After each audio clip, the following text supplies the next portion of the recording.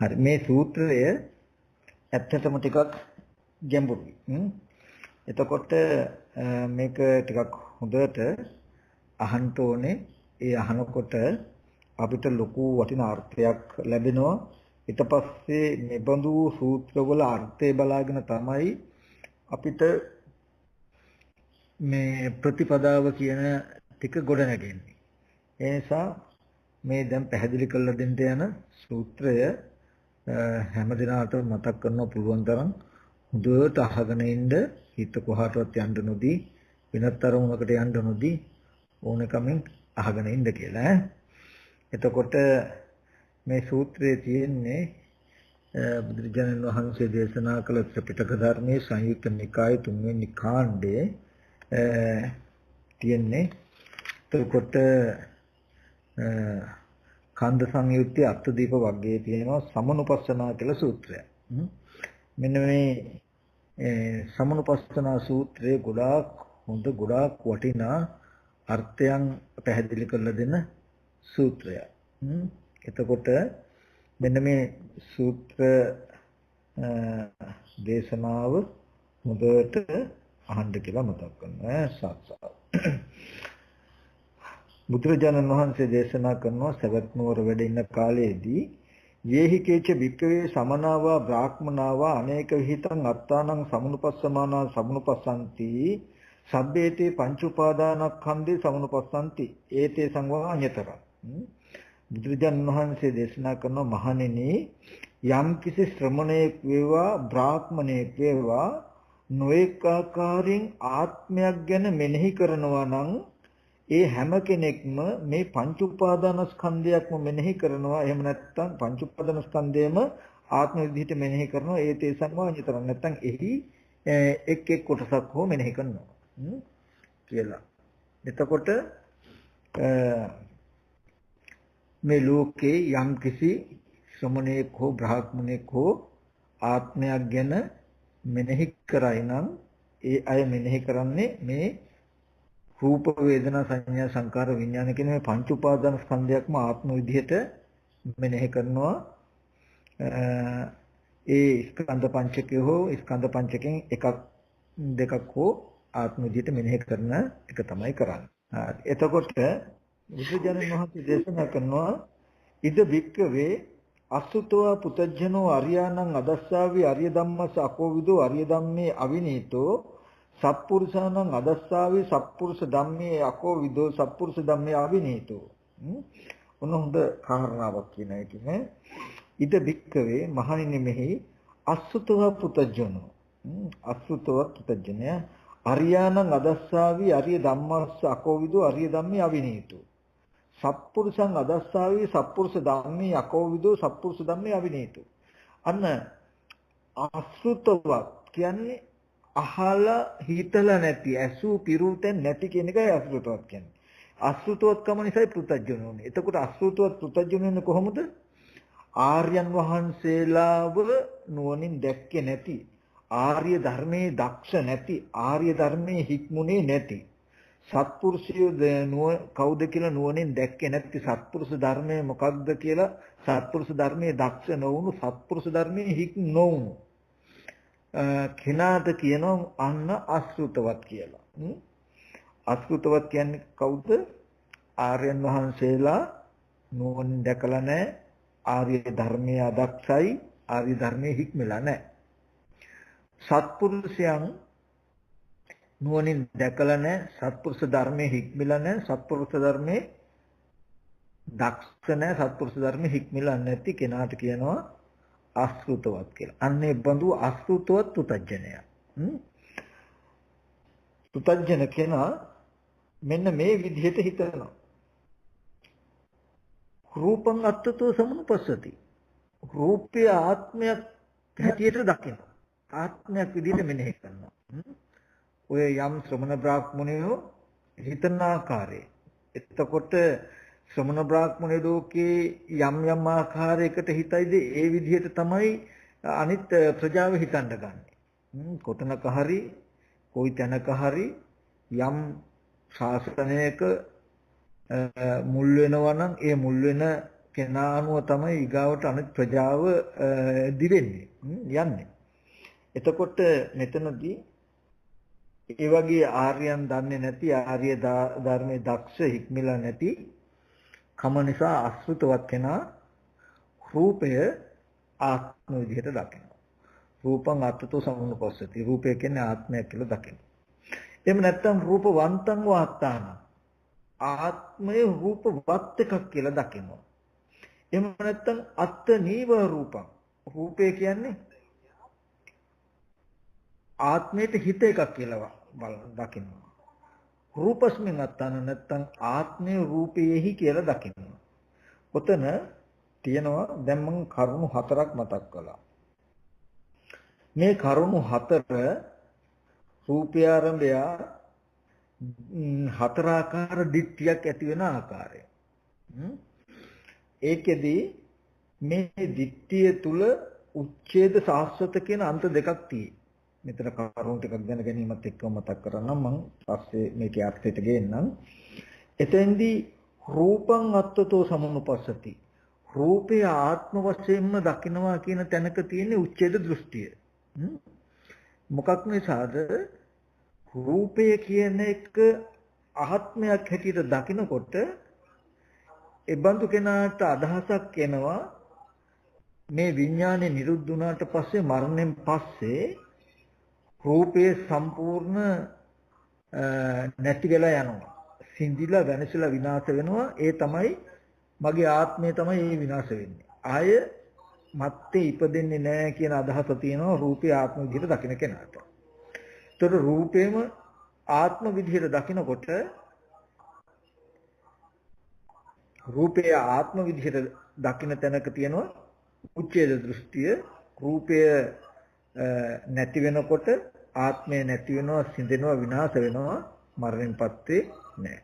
ඒ හින්දා පින් කෙරුවා කියලා විශේෂ පළකුත් නැහැ, පව් කෙරුවා කියලා විශේෂ අවඩකුත් නැහැ, පිනයි පවෙයි කියලා වෙනසකුත් නැහැ. මොකද මරණයෙන් පස්සේ ආයි ඉපදෙන්නේ නැත්තම් නැසෙනවා නම් පින් කෙරුවා කියලා ලොකු අර්ථයක් ලැබෙන්නේ, පව් කෙරුවා කියලා ලොකු අනර්ථයක් වෙන්නේ නැහැ කියලා පින් පව් කියන දෙකටම බය නැති වෙනවා. ඒ වගේ දෘෂ්ටියකට කියනවා සග්ගාවරණ මග්ගාවරණ දෘෂ්ටි කියලා. ඒ කියන්නේ ස්වර්ගයේ සුගතියත් ආවරණය වෙනවා, නිවන් මගත් ආවරණය වෙනවා. ඔය වගේ දෘෂ්ටි තියෙන උච්චේ දෘෂ්ටියක් තියෙනකොට. එතකොට මෙතනදී මේ රූපය ආත්මයි කියලා දකින තැනදී උච්චේ දෘෂ්ටියේ එක්තරා පැතිකඩක් අර වගේ නියත මිත්‍යා දෘෂ්ටියයි කියන තැනට අර සග්ගාවරණ මග්ගාවරණ කියන එක ඇත්තටම පනවන්නේ නියත මිත්‍යා දෘෂ්ටිය කියන තැනකින් මේ වගේ තැනක නෙවෙයි. නමුත් නියත මිත්‍යා දෘෂ්ටියකට යන්න තියෙන ඉඩ පටන් ගන්න මේ වගේ තැනක. මේ වගේ දිට්ඨියකින් ආරම්භ වෙලා ඒක උපරිමේම ගියාම තමයි ඇත්තටම සග්ගාවරණ මග්ගාවරණ කියන තැනකට යන නියතියක් කියන තැන දක්වාම යන්නේ දසවස්තුක සම්මාදිට්ඨිය බැහැර කරන තැනටපත් වෙන මට්ටමට යනවා.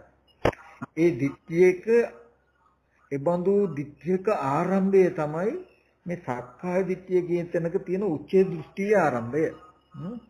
ඒ නිසා මේ දිට්ඨියේ තියෙන මුල් අවස්ථාව සග්ගාවරණ මග්ගාවරණ වෙනවා කියන තැනකටපත් වෙන්නේ නැහැ. නමුත් මෙතනින් පටන් ගන්න මේ දිට්ඨිය තමයි වර්ධනය වෙලා දසවස්තුක කම්මස්සගත සම්මාදිට්ඨිය පවා පිළිගන්නේ නැති තැන දක්වාම ඒ මිත්‍යා දෘෂ්ටිය වර්ධනය වෙලා කුසල කුසල කර්මත් කරන් නැති තත්ත්වයටපත් වෙලා ස්වර්ගය මාර්ගය දෙකම ආවරණය කරන තැන දක්වා පරිවර්තනය වෙන්නේ වැඩිවීමටපත් වෙන්නේ.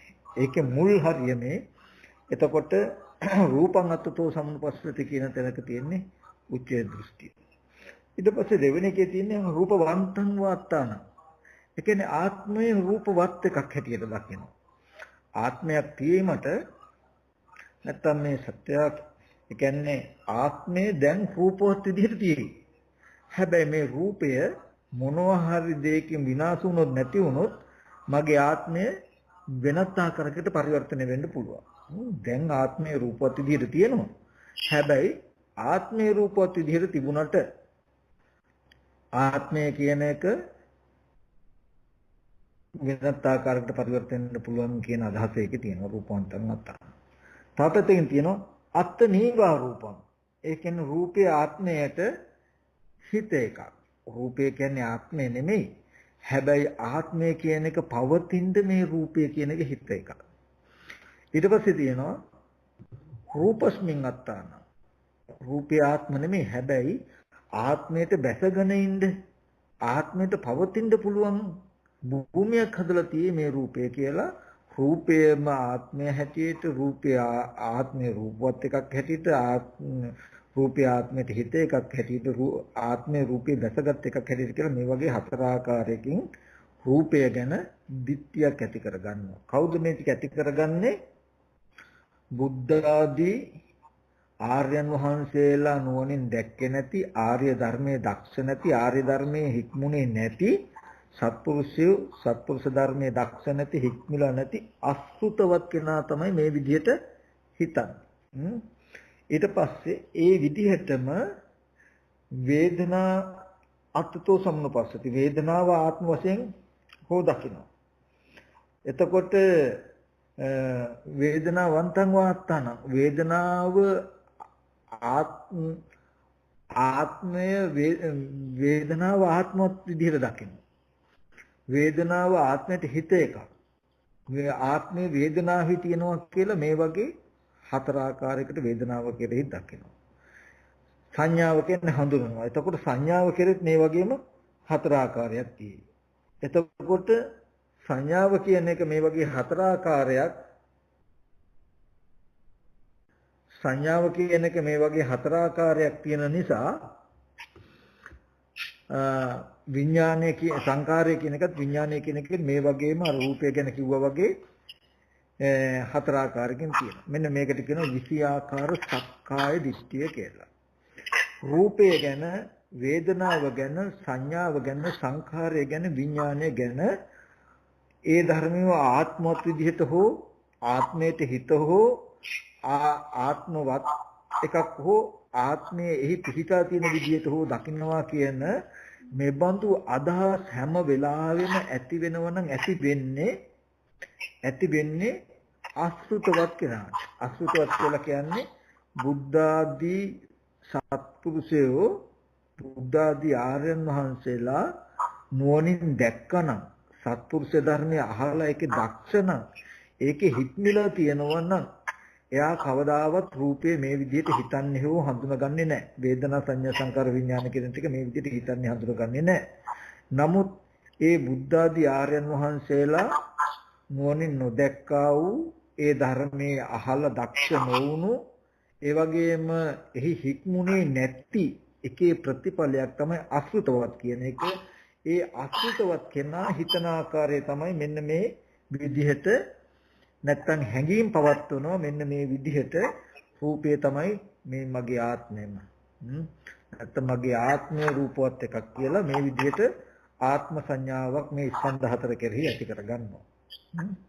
ඔක තමයි මේ සමුප්පස්සන සූත්‍රයේ කියන්නේ. ඊට පස්සේ මේ විදිහට රූපය ආත්මවත් විදිහට පැවතුනොත් තියෙන දෝෂය මොකද්ද? මේ විදිහට ඔන්න පෙන්නනවා ඉති අයංච සමුපස්සන අස්මිතිතා චස්ස අවිගතං හෝති. මේ විදිහට මෙනෙහි කරන කෙනාට අස්මිති චස්ස අවිගතං හෝති. ඔහුට අස්මිති කියලා කියන්නේ මම වෙමි කියන හැඟීම. අස්මිමානය කියලා කියන්නේ අස්මි මම වෙමි කියන හැඟීම දුරු වෙන්නේ නැහැ.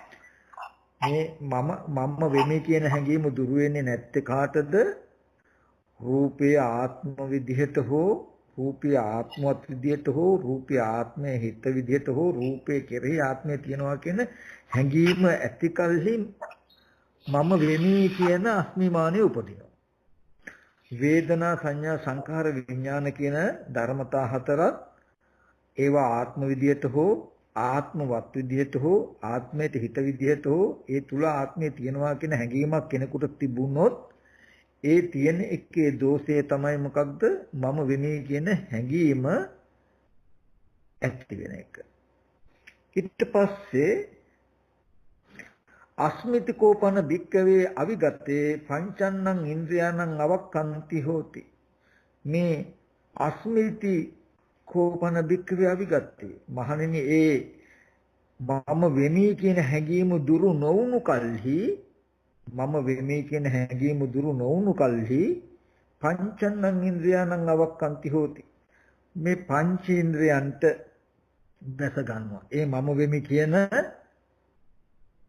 අස්මිමාන සහගත මනෝ විඥාණය මේ රූපෙට බැස ගන්නවා. පංචේන්ද්‍රයන්න් අවක්ඛන්ති හෝති. මොකද්ද? චක්කු ඉන්ද්‍රියස්ස, සෝත ඉන්ද්‍රියස්ස, ගහන ඉන්ද්‍රියස්ස, ජීවා ඉන්ද්‍රියස්ස, කාය චක්කු සෝත ගහන ජීවා කාය කියන මෙන්න මේ ඉන්ද්‍රියන්ට බැස ගන්නවා. මම වෙමි කියන හැඟීම බැස ගන්නවා. අත්ති භික්ඛවේ මනෝ අත්ති ධම්මා. අන්න මම වෙමි කියන හැඟීම් සහගත මාන සහගත ඥානේ මේ පංචේන්ද්‍රයන්ට බැස ගන්නවා කියලා කියන්නේ මේ කයට බැස ගත්තාම එයාට අත්ති මනෝ අත්ති ධම්මා. එයාට මනසක්තියේ ධර්මාරම්මනතිය නැති වෙන්නේ. ඒකෙන් මතක් කළේ හොඳට නුවණින් බලන්න හොඳ කාරණාවක් ඔබට මෙතෙන්දී මම කියලා දෙනවා. ඔයගොල්ලෝ මෙහෙම ඉන්නකොට ඇහැ කන දිව නාසය ශරීරය තියෙනවා කියලා තේරෙනව නේද? දැනෙනව නේද? ඒ තේරෙනවා දැනෙනවා කියන තැනක තියෙන්නේ මන ආයතනයයි ධම්මා ආයතනයයි දෙක. ඕගොල්ලන්ට ඇහැ කන දිව නාසය ශරීරය තියෙනවා කියලා දැනෙන හිතට තමයි අත්ති මනෝ කියලා කිව්වේ. ඒ මනසට හසු වෙලා තියෙන ධර්මාරම්මණය තමයි ඇහැ කන දිව නාසය ශරීරය කියන මේවා ඇතිකම. හිතට මේවා ඇතිකම දැනෙනකොට අපේ හිතට මේ ආයතන ටික ඇතිකම දැනෙනව නේද කියලා මේ මන ආයතනයයි ධම්ම ආයතනයයි පැවැත්ම නේද කියලා අපිට හසු වෙන්නේ. අපි ඇහැ තියෙනවා කියන තැනකින් කටයුතු කරනවා. කන නාසය දිව තියෙනවා කියන තැනකින් කටයුතු කරනවා. මොකද රූපය කියන එක අචේතනික අවිඥානික මලබිනියක් බඳුනන් යථාර්ථය. විඥානයේ දුරු වෙච්ච විඥානයේ නැති රූපයකට අපි කියනවා මලබිනියක් කියලා. ඒ රූපෙට රූපය ඇති බව තේරෙන්නේ නැහැ. රූපය කියන්නේ කන බොන ආහාරයෙන් හැදුණු විඥානයේ නිරුද්ධ වෙච්ච චේතනා නැති කයකට කියන්නේ මලමිනිය කියලා. ඒ කයට කය ඇති බව දන්නවා කියන කාරණාවක් නැහැ. යම් වෙලාවක ඒ කය ඇති බව දැනෙනව නම් දැනෙන්නේ හිතට. දැනෙනවා කියන එක දැනගන්නවා කියන එක හිතේ කෘත්‍යයක්. එතකොට ඒ හිතට අරමුණ වෙලා තියෙන කය. කය ඇතිකම දැනෙනවා කියනකොට. ඒක තමයි මේක දෙන්නේ මේ මම වෙමි කියන හැඟීම මේ පංචේන්ද්‍රයන්ට බැසගත්තට පස්සේ අත්ති මනෝ අත්ති ධම්මා කියලා කියන්නේ දැන් ඇහැ කන දිව නාසය ශරීරය කියන මේ ටික ඉඳගෙන හිටගෙන නිදාගෙන ඇවිදින හතර ඉරියව්වෙදිම එකම විදිහට තියනවා වගේ ඔබට දැනේ. ඒ දැනෙනකම මේ ඇහැ තියනවා කන නාසය දිව ශරීරය තියනවා කියලා දැනෙනවා කියනකම මනෝ නැත්තම් සිත. ඒ දැනෙනකම දැනෙන්නේ සිතට. සිතට දැනෙන්නේ මොකක්ද? ධර්මාරම්මණය මොකද්ද? ඇහැ ඇතිකම කන නාසය දිව ශරීරය ඇතිකම. ඔන්න ඔය විදිහට ආයතන ටික ඇතිමකම තියෙනකොට අත්ති අවිජ්ජා ධාතු. එතකොට දැන් අවිද්‍යා ධාතුවේ පිහිටලා තියෙනවා අවිද්‍යා ධාතුව තියෙනවා කියලයි යන්නේ. මෙන්න මේ විදිහට අවිද්‍යා ධාතුවෙන් යුක්තව අරමුණු ස්පර්ශ කරන පුතග්ජනයට එහෙම නැත්නම් ඇහැ ඇතිකම කන නාසය දිව ශරීරය ඇතිකමින් ඉඳිමින් අරමුණු ස්පර්ශ කරන අරමුණු ස්පර්ශ වීමෙන් යම් වේදනාවක් විඳිනකොට අන්නේ වේදනාව විඳින පෘථග්ජනයට නැත්තම් ඒ වේදනාව විඳින පුද්ගලයාට හිතෙනවලු මේ මමයි කියලා. මමයි කියලා හිතනවලු නිකන් නෙමෙයි මේ මමයි වේදනාව විඳින්නේ කියලා හිතනවලු. අවිජ්ජා සම්පස්සේන භික්ඛවේ වේදිතේන පුත්තස්ස අසුතකෝ පුතඥස්ස අස්මිති පී හෝති අයමස්මිති පී හෝති. එතකොට අවිජ්ජා සම්පස්සයෙන් යුක්ත වේදනාව විඳින අසුතවත් පුතඥයට මමයි කියන හැඟීම ඇති වෙනවා. නිකන් නෙමෙයි මේ මමයි වේදනාව විඳින්නේ කියන අදහස ඇති වෙනවා. එයාට භවිස්සන්තිකෝ හෝති මම නැවත ඉපදෙන කෙනෙක්, මම රූපවත් කෙනෙක්, මම අරූපවත් කෙනෙක්, මම සංඤී කෙනෙක්, මම අසංඤී කෙනෙක්, මම නේව සංඤී නාසංඤී කෙනෙක් කියලා මේ වගේ මත්තේ තමන් මෙබඳු කෙනෙක් යන ගණයට කල්පනා කරනවා යනවා කියලා පෙන්වනවා. ඔන්න දැන් හොඳට බලන්න මේ දැන් පෙන්වුවේ අන්තිමට අපේ පැවැත්ම. ඉඳගෙන හිටගෙන නිදාගෙන ඇවිදින හතර ඉරියව්වෙම මේ ඔක්කොම තියෙනවා. ආයතන ටික ඇතිකමකින් තියෙයි. හැබැයි ඒ ආයතන ඇතිකමකින් තියෙනවා කියලා කියන්නේ අත්ති මනෝ අත්ති ධම්මා. මේ මනසට ධර්මාරම්මණයෙන් හසු වෙලා නැත්නම් ඇහැ ඇතිකම, කන නාසය දිව ශරීරය ඇතිකමෙන් පවතින සිත නේද මේ තියෙන සිතට මේව ඇතිකම හසු වෙලා නේද කියලා අපි කවුරුත් හැබැයි දන්නේ නැහැ. මොකද ආරම්භයේම අසෘතවත්කම. ඒ ටිකේ ප්‍රතිඵලයේ තුලයි අපි ජීවත් වෙන්නේ. මොකද්ද? ඇහැ තියෙනවා කියන තැනක. කන දිව නාසය ශරීරයේ තියෙන හින්ද තියෙන එක පේනවා. තියෙනවා කියලා දැනුමින් අපි ඉන්නවා කියලායි මේ හිතාගෙන ඉන්නේ.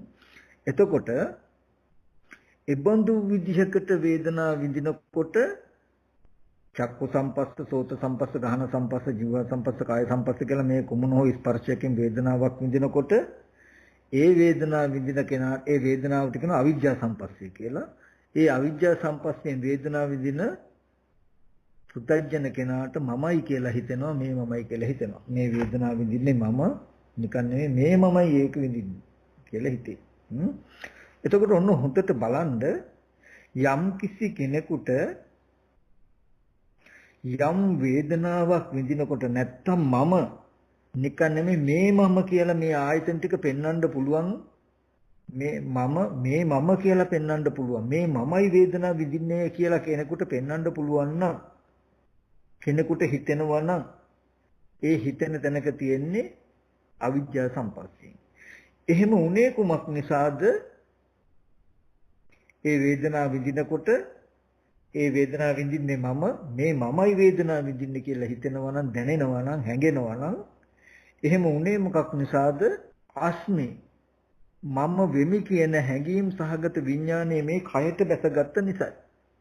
මම වෙමි කියන හැඟීම් සහගත චිත්තය මේ රූපෙට බැසගත්තේ කුමක් නිසාද? මම වෙමි කියන හැඟීම තිබුණු නිසායි. මම වෙමි කියන හැඟීම තිබුණේ මොකක් නිසාද? මම වෙමි කියන හැඟීම දුරු නොවුණු නිසායි. මම වෙමි කියන හැඟීම දුරු නොවුනේ කුමක් නිසාද? විෂයාකාර සක්කාය දිට්ඨිය නිසායි. රූපය ආත්මවත් විදිහට, රූපය ආත්මයට හිත විදිහට තියෙන හැඟීම නිසායි. ඒබඳු හැඟීමක් ඇති උනේ කොහොමද? ඒබඳු හැඟීම පවතින්නේ කොහොමද? බුද්ධ ආදී ආර්යයන් වහන්සේලා නුවණින් දැක්කේ නැති ආර්ය ධර්මය අහලා නැති ආර්ය ධර්මයේ බුද්ධ ආදී සත්පුරුෂයන් දැක්කේ නැති ආර්ය ධර්මයේ දක්ෂ නැති ආර්ය ධර්මයේ හික්මුනේ නැති කම නිසායි. ඒ කියන්නේ අසෘතවත් කම නිසායි. අසෘතවත් කම කියන්නේ බුද්ධ ආදී ආර්යයන් වහන්සේලා දැක්කේ නැහැ, ආර්ය ධර්මයේ දක්ෂ නැහැ, හික්මලා නැහැ. සත්පුරුෂයන් නුවණින් දකින්නේ සත්පුරුෂ ධර්මයේ දක්ෂ නැහැ, සත්පුරුෂ ධර්මයේ හික්මුනේ නැතිකම නිසා අසෘතව. බොහෝ ඇසූ පිරු තැන් නැහැ. අහන්න නුවණින් බලන්න වෙනම පැතිකඩක් හම්බෙලා නැහැ. ඒ හින්දා එයාට ඉතුරු වෙලා තිබුණේ අනන්ත සංසාරේ හුරුවමයි. රූපය ආත්ම විදියට හෝ රූපය ආත්මවත් විදියට හෝ රූපය ආත්මයට හිත විදියට හෝ රූපය කෙරෙහි ආත්මය තියෙනවා කියලා වේදනා සංඥා සංකාර විඥාන කියන මේ ස්කන්ධ ටිකේ මෙබඳු හැඟීමකින් තමයි පැවතුනේ ජීවත් වෙන්නේ. අසෘතවත්කම තිබුණේ සක්කාය දිට්ඨිය යුක්ත වෙනවා. මේ විෂයාකාර සක්කාය දිට්ඨිය පිරෙන්නේ පුරවන්නේ මම වෙමි කියන හැඟීම උපදිනවා. හැඟීම දුරු වෙන්නේ මම වෙමි කියන හැඟීම දුරු නොවුනහම මම වෙමි කියන හැඟීම් සහගත විඥානයේ මේ පංචින්ද්‍රයන්ට චක්කුසෝත ගන්න ජීව කාය කියන පංචින්ද්‍රයන්ට බැස ගන්නවා. හරියට මාළුවෙක් ඇමක් ගිල්ලා වගේ. ඒතකොට මම වෙමි කියන හැඟීම ගිල්ලාම කෙලින්ම මේ කෝට්ටයක් ඇඳගත්තා වගේ. එතකොට එයාට මම කියන හැඟීම තියෙන සිතේ සිත ඔක්කාන්ති නාම රූපං නාම ධර්ම අරමුණු කළ රූපයට බැසගත්තට පස්සේ දැන් කය මම වෙනවා. එතකොට මම කියන හැඟීම රූපයට බැසගත්තට පස්සේ අත්තිමනෝ අත්ති ධම්ම ස්පර්ශ ආයතන 6 හටගෙන නිරුද්ධ වෙනවා. පෙනෙන දේ හටගෙන නිරුද්ධ වෙනවා. ඇහෙන දේ හටගෙන නිරුද්ධ වෙනවා නෙමෙයි. පෙනෙන්නේ ඉස්සෙල්ලත් ඇහක් තිබුණා. තියෙන ඇහිම රූපයක් දකිනවා. දැක්කට පස්සෙත් ඇහැ තියෙනවා. අහන්න ඉස්සෙල්ල කන තිබුණා. තියෙන කනින් ශබ්දයක් ඇහුවා. ඇහුවෙන් පස්සෙත් කන තියෙනවා. රූපයක් හටගෙන නැති වෙනවා. ශබ්දයක් හටගෙන නැති වෙන්න පුළුවන්. හැබැයි ඇහැ කන දිවනාසය ශරීරය කියන මේ ටික නම් එහෙම හටගෙන ඉපදිලා පැවතිලා නැති වෙනවා කියන සිද්ධියක් වෙන්නේ මේ ටික ස්ථීරවම තියෙනවා කියන හැඟීමක් තමයි දැනෙන්නේ. ඒ බඳු තැනකින් තමයි ජීවත් වෙන්නේ. ඒ ටික ස්ථීරවම තියනවා වගේ දැනෙනවා කියන කම ඇති වෙලා තියෙන්නේ මනසට නේද? දැනෙන්නේ මනසට නේද කියලා කවදාවත් අපිට හිතිලත් නැහැ, අපි හිතන්නේත් නැහැ. ඒ දැනෙනකම මනසයි දැනුණු ඇහැ කන දිවනාසය ශරීරය කියන ටික මනසට ආරම්මණය නේද? ධර්මාරම්මණය නේද කියලා අපි දන්නේත් නැහැ. අපි ඒ මනසත් ධර්මාරම්මනවත් දෙකේ හටගත්ත කෘත්‍ය තුල ජීවත් වෙනවා. ඒ කියන්නේ ඇහැ කන දිවනාසය ශරීරය තියෙනවා කියන තැනකින් ඊගාවට උපද්දවනවා. මෙන්න මේ විදිහට මනස ධර්මාරම්මණයත් ඇති කල්හි යාට අවිජ්ජා ධාතුව තියෙනවා කියලා කියන්නේ. දැන් හටගෙන නැති වෙනවා කියලා හෝ ආයතනයන්ගේ අනිත්‍යතාවයක් පෙනෙන්නේ නැහැ. ආයතනයන් දුක් බවක් අනාත්ම බවක් පේන්නේ නැහැ. කෙලින්ම ඇහැ මගේ වෙච්ච තැනකින්මයි තියෙන්නේ. කන දිවනාසය ශරීරය මගේ වෙච්ච තැනකින්මයි තියෙන්නේ. එතකොට කියනවා අවිජ්ජා ධාතු කියලා. ඔන්න ඔය අවිජ්ජා සම්පස්යෙන් යුක්තව අවිජ්ජා සම්පස්යෙන් අරමුණු ස්පර්ශ කරන පෘථග්ජනයට මේ වගේ අවිජ්ජා සම්පස්යෙන් යුක්ත අවිජ්ජා ධාතුවේ ඉන්න කෙනාට ඇති වෙන ස්පර්ශයට කියන අවිද්‍යා සම්පස්ය කියලා. අවිද්‍යා සම්පස්යෙන් යුක්ත පෘථග්ජනයට හිතෙනවා මම කියලා. නිකන් නෙවෙයි මේ මම කියලා හිතෙනවා. ඔන්න බලන්න දැන් එකින් එකට දැන් මේ මමයි සැප දුක් විඳින්නේ මම මේ ඉන්නේ මේ මමයි සැප දුක් විඳින්නේ කියන තැනක අපි ඉන්නවා නම් ඒ දුක හැදෙන හැටි තව එක ආකාරයකට පෙන්වන්නේ මේ මම වෙමි මේ මමයි දුක් විඳින්නේ කියලා හම්බ වෙන තැන තමයි අපි ඉස්සර කතා කරගෙන ගිහිල්ලා අසුතවත් පුතජන කියන තැනකට යනකම් යනවා. ඊට පස්සේ ඕකේ අනිත් පැත්ත ලෙහඬ වෙන්නේ අනිත් පැත්ත. අනිත් පැත්තෙන් කියන්නේ දැන් ප්‍රතිඵලය තමයි මේ මම වෙමි කියන තැනක තමයි ජීවිතේ අපේ හැම දිනාගෙම. හැබැයි එතෙන්ට ආවේ ඒ මම නැත්තම් මේ මම වෙමි කියලා හැඟීමක් හිතෙන මේ මම පෙර ජීවිතේ කොහෙන්දන්වත් ආවෝ ඒ මම මරණයෙන් පස්සේ කොහාටවත් යනවාවත් නෙමෙයි. ඒ මම හැදුණු හැටි බුදුරජාණන් වහන්සේ පෙන්වන්නේ. ඒ දුක් විඳින මම, ඒ දුක් විඳින පුද්ගලයා, අවාසනාවන්ත මම, අවාසනාවන්ත මගේ ආත්මය හැදුණු හැටි තමයි මේ තථාගතයන් වහන්සේ පෙන්වන්නේ. එතකොට එතනදී බුද්ධ ආදී සත්පුරුෂයන් දක්නා වූ සත්පුරුෂ ධර්මයේ දක්ෂ සත්පුරුෂ ධර්මයේ හික්මුණු කමට කියන සුතවත් කියලා. සුතවත් ආර්ය ශ්‍රාවක. ශ්‍රුතවත් ආර්ය ශ්‍රාවක. ශ්‍රුතවත් කියලා කියන්නේ හොඳට අහලා හිතලා තියෙන නිසා. අසු පිරුතෙන් ඇති. හොඳට අහලා හිතලා තියෙන්නේ. අහන්න ලැබුණේ බුද්ධ ආදී සත්පුරුෂයන් දකින්න ගිය නිසා. බුද්ධ ආදී ආර්යයන් වහන්සේලා දකින්න ගිය නිසා ආර්ය ධර්මය අහන්න ලැබුණා. ඒ ආර්ය ධර්මයෙන් කියලා දුන්නේ මොකක්ද? යම් රූපයක් තියෙනං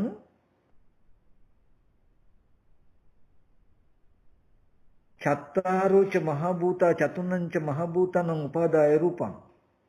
යම් රූපයක් තියෙනං යම් රූපයක් කියනොත් අපි ඕකටම ගමු අර ස්කන්ධ අවබෝධයත් එතන බුද්ධ ආදී ආර්යයන් වහන්සේලා බුද්ධ ආදී සත්පුරුෂයන් වහන්සේලා දකින්න ගියොත් දැක්කොත් ලැබෙන දේ තමයි මොකද්ද? සද්ධර්මයේ දක්ෂ වෙන්න පුළුවන්. ඉස්සෙල්ලාම සද්ධර්මයේ අහන්න ලැබෙනවා. සද්ධර්මයේ අහන්න ලැබෙනවා කියලා කියන්නේ මොකක්ද? මේ ලෝකේ බුද්ධ ආදී ආර්යයන් වහන්සේලා පහළ වුණත් නැතත් හැමදාම ලෝකේ පැවතුණු පවතින ඇත්ත. ඒ බුද්ධ ආදී ආර්යයන් වහන්සේලා උගන්වනවා කියලා දෙනවා රූපය කියලා කියනකොට රූපස්කන්ධය කියන්නේ රූප කියන ගත්තාම රූපස්කන්ධය. ස්කන්ධ කියලා කියන්නේ ගොඩක්. ස්කන්ධ කියන්නේ රාශියක්. ස්කන්ධ කියන්නේ සමූහාර්ථයෙන්. පස්කන්ධ, ගිනි කන්ද, වැලි කන්ද කියලා ස්කන්ධ කියන කතා කරන තැනක සමූහාර්ථයකින්, රාශියාර්ථයකින්, පුංජාර්ථයකින් එතකොට සමූහයක්, රාශියක්, ගොඩක් කියන අර්ථයකින් කියනවා ස්කන්ධ කියලා. එතන රූපස්කන්ධ රූප ගොඩක්, රූප රාශියක්, රූප සමූහයක් කියන අර්ථය උගන්වනවා අපිට. මොනවද රූප ගොඩ, රූප රාශිය, රූප සමූහය? අතීත අනාගත පච්චුප්පන්න අජ්ජත් බහිද්ද ඕලාරික සුකුම හීන ප්‍රණීත දුර ළඟ කියලා මේ රූපය කියලා යමක් ලෝකයේ තියෙයි නම් ඒ රූපේ නියෝජනය කරන්න පුළුවන් ශේෂ්ත්‍රයක් තියෙනවා. ඒ ශේෂ්ත්‍රය විසිරලා තියෙනවා 11 ආකාරයකට. අතීතයේ වේවා, දැන් වේවා, අනාගතයේ වේවා යම්ම කෙනෙක් රූපයක් ඇසුරු කළා නම් ඇසුරු කරන්නේ මෙන්න මේ 11 පොළ හරහායි. ඔය 11 පොළක විසිරලා පැතිරලා තියෙන රූපය එයින් ඔබට යන්නේ යම්ම රූප ටිකක් තියෙන හැම රූපයක්ම කැටි කළා මේ 11 පොළක 11 තැනක විසිරලා තියෙන හැම රූපයක්ම කැටි කළා අරගෙන කියනවා රූපස්කන්ධය කියලා. රූපස්කන්ධ කියලා කියන්නේ රූප රාශියක්, රූප ගොඩක්. අතීතයේදී අපි අසුරු කළ යම්තාක් රූප තිබුණා නම් ඒ හැම රූපත් වර්තමානයේදී හම්බ වෙන හැම රූපයක්මත් අනාගතයේදී හම්බ වෙන හැම රූපයක්මත් කියලා තුන් කාලයකට තියෙනවා. ඊට පස්සේ ওই තුන් කාලය ඇතුළ ආපහු මෙහෙම බෙදෙනවා. අතීතයේ ඇසුරු වෙච්ච ආධ්‍යාත්මික බාහිර ඖදාරික සුකුම, ඖදාරික කියලා කියන්නේ රළු, සුකුම කියන්නේ සිව්, හීන ප්‍රනීත. අපි ඉස්සෙල්ලා මේ 11 පොලේ අර්ථය පොඩ්ඩක් ලියා ගමුකෝ. අතීතය කියන්නේ අතීතය ඇසුරු කළ යම්තාක් හටගෙන නිරුද්ධ වුණා වූ, ඉපිද නැති වුණා වූ, අතීතය අනුව ගියා වූ, අතීත අංශයට ගියා වූ සිහි කිරීම පමණක් කළ හැකි රූප තියෙනං ඒ රූප වලට කියනවා අතීත රූප කියලා. තාම නොපෙමිනි, පහළ නොවූ, නොහටගත්තා වූ, අනාගත වූ, අනාගත අංශය අනුව ගියා වූ මතුවේ කරන්න හදන රූපයක් ගැන අපි හිතයි නම් ප්‍රාර්ථනා කරයි නම් කතා කරයි නම් ඒබඳු රූප තාම නූපන්නා වූ නොහටගත්තා වූ රූපයක බලාපොරොත්තුවක් වන රූප තියෙනං ඒබඳු රූප අනාගතයි. වර්තමානයක දැන් උපන්න හටගත්ත පවතින ඇසුරු කරන රූප තියෙන මේ රූපොට කියන පච්චුප්පන්න රූප වර්තමාන. ඖදාරික කියලා කියන්නේ රළුයි.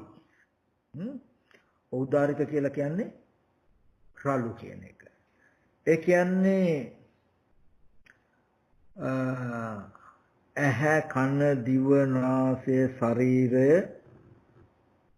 රූප ශබ්ද ගන්ධ රස පොට්ටබ්බ කියලා මේ පංචායතනේ මේව ගත්තම රළු රූප. ඊගාවට ධම්මායතනේ පරියාපන්න රූපතියේ ඉත්තේන්ද්‍රි රූපේ පුරුෂේන්ද්‍ර රූපේ ජීවිතේන්ද්‍රි රූපේ කාය විඤ්ඤාප්ති රූපේ වාක් විඤ්ඤාප්ති රූප කියලා සියුම් රූප සුකුම රූප ටිකක් තියෙයි. අපි උපාදාය රූප උපාදායන්ගේ අරවත් උපාදාය තමයි. උපාදාය මහ බුද්ධ නමුත් ඒ උපාදාය රූප වල සුකුම රූපයක් තියෙයි. ධම්මායතනේ පරියාපන සුකුම කියලා කියන්නේ ඒකේ අවබෝධය හරිම දුෂ්කරයි අපහසුයි ඊ타ත්ම සිව්.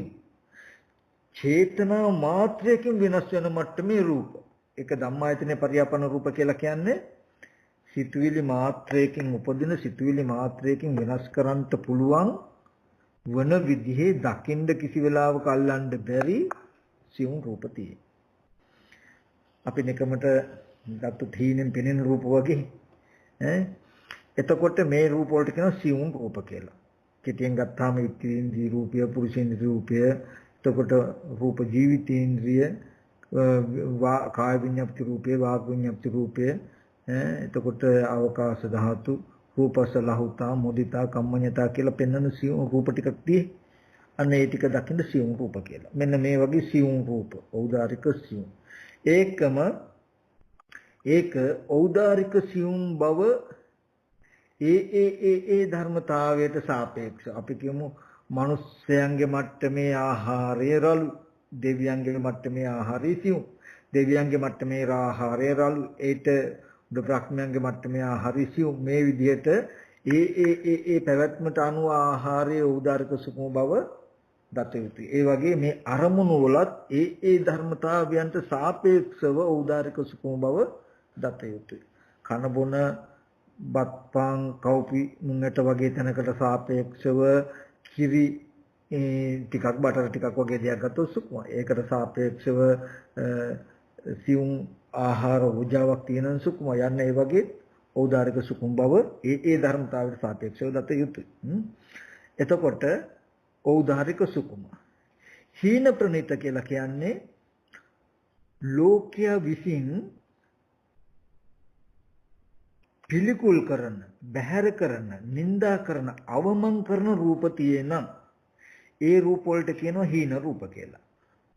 ප්‍රණීත රූප කියලා කියනවා ලෝකයා විසින් පිළිකුල් නොකරන, අවමන් නොකරන, නිඳා නොකරන, ප්‍රාර්ථනා කරන, සතුටු වෙන, කැමති වෙන රූප. තියෙනම් ඒවට කියනවා ප්‍රණීත රූප කියලා. දුර රූප කියලා කියනවා තමන්ට ආසන්නේ නොව ගොඩාක් ඈතින් පවතින රූප. ළඟ රූප කියලා කියනවා කාය පටිබද්ධ රූපයේ ඉඳලා තමන් අපට තියෙන ආසන්න රූප. මේ විදිහට පෙන්වන්නේ මොකටද? යම් කෙනෙකුට රූප කියලා යමක් තියෙනම් ඇසුරු වෙන්නේ මෙන්න මේ පරාසය තුල. ওই විදිහට පෙන්නලා මේ 11 පොලක හැම තැනකම තිබුණු රූප තිබුණනම් තිබුණේ තියෙනවනම් තියෙන්නේ චත්තාරෝච මහා භූතා චතුර්ණංච මහා භූතානං උපාදාය රූපං.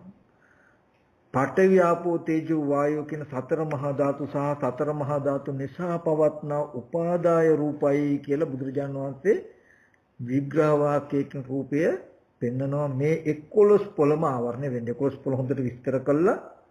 මේ 11 පොළ කියන තැනකින් ආවරණය වුණාම මේ 11 පොළේදී පොළ 11 තැන විසිරලා තියෙන පැතිරලා තියෙන සියලුම රූප ටික කැටි කළා අරගෙන රූපස්කන්ධයයි කියලා කිව්වා. රූපස්කන්ධය කියලා කියන්නේ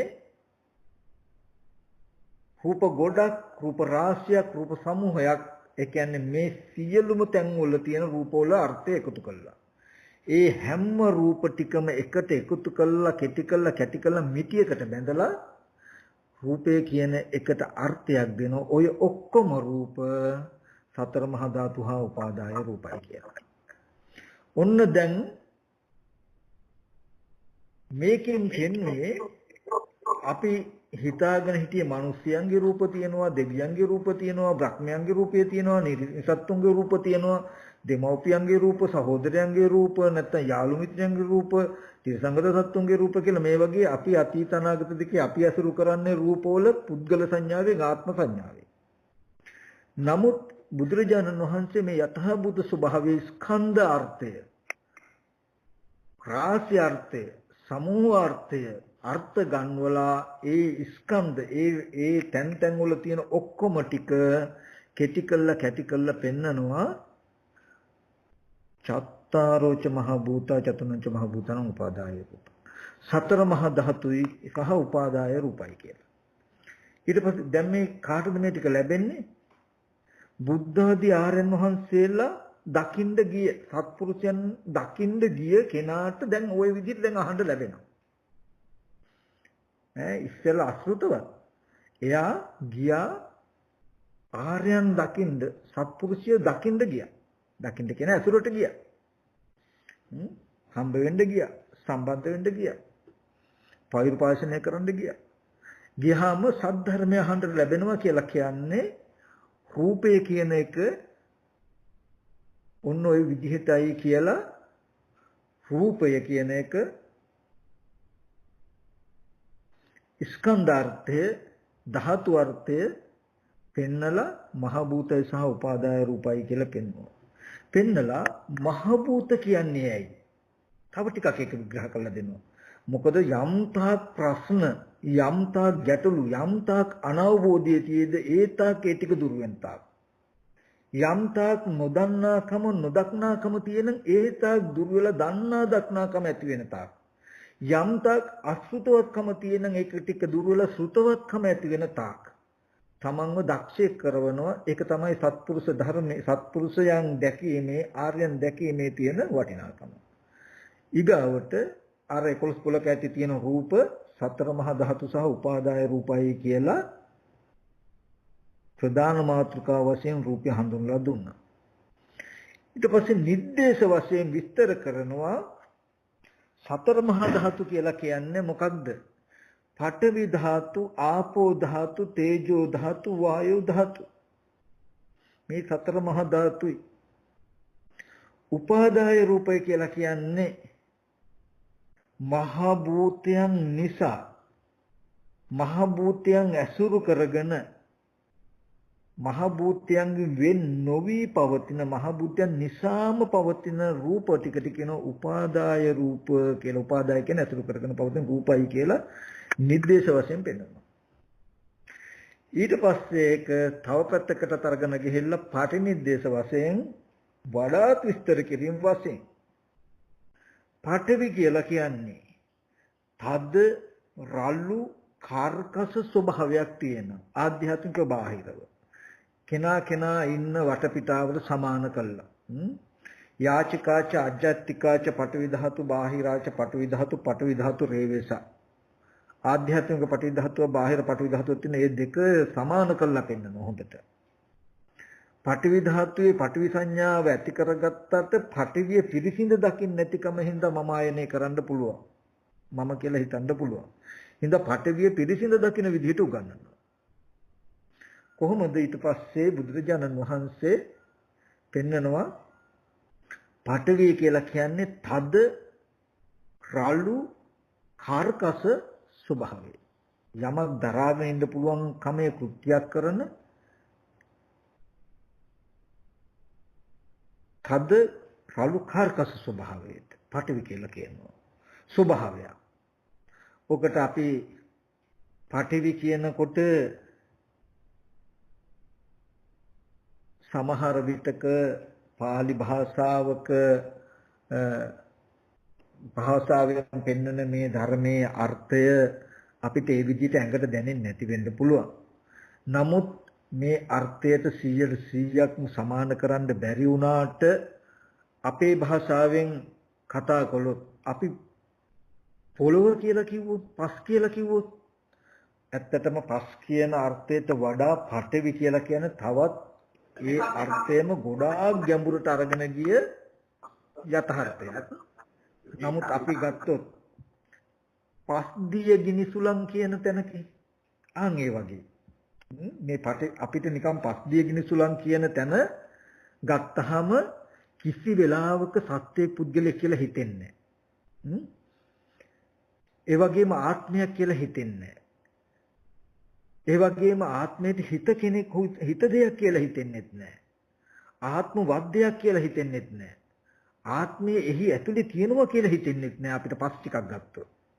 ජලය කියලා අපි ගත්තොත්, ගින්න කියලා ගත්තොත්, වාතය කියලා ගත්තොත් අපිට කිසි වෙලාවක ඒක ආත්මයක් හෝ ආත්මයට හිත දෙයක් නෙමෙයි ඒක ස්වභාව ධමයක් කියන එකම හිතෙනවා මිසක අපිට බලෙන්වත් හිතට පොවන්නවත් බෑ.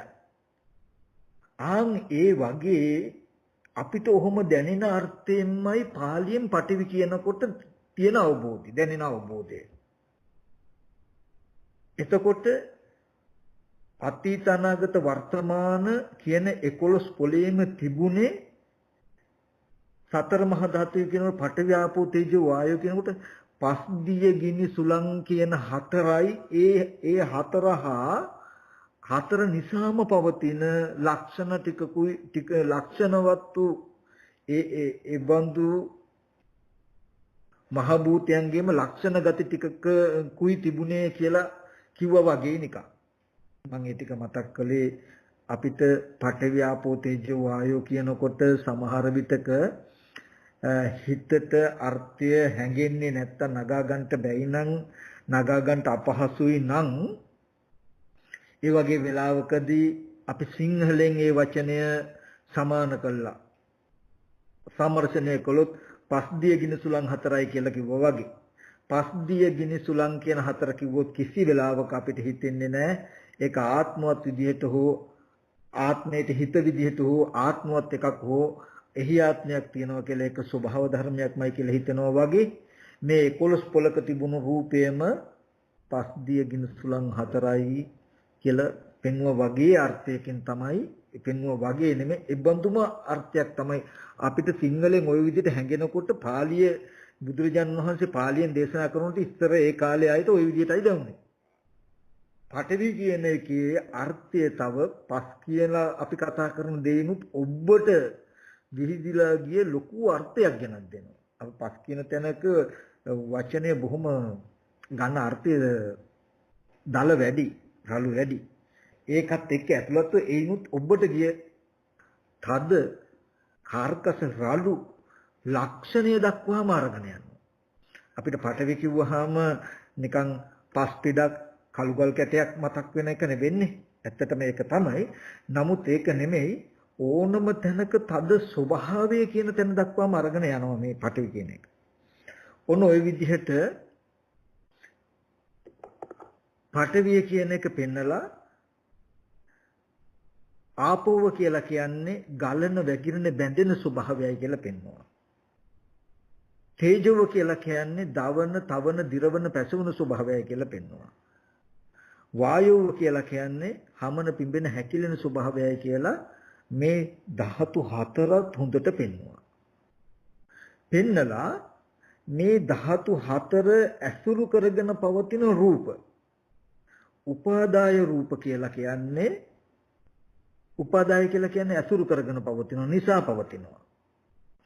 උකට මම උලන්ට ඉස්සර කියලා තියෙන උගන්ලා තියෙනවා අපි පිටියක චිත්‍රයක් ඇඳුවොත් චිත්‍රය කියලා කියන්නේ උපාදාය රූපයක්. උපාදාය කියලා කියන්නේ ඇසුරු කරගෙන පවතිනවා. පිටිය ඇසුරු කරගෙන පවතිනවා. එතකොට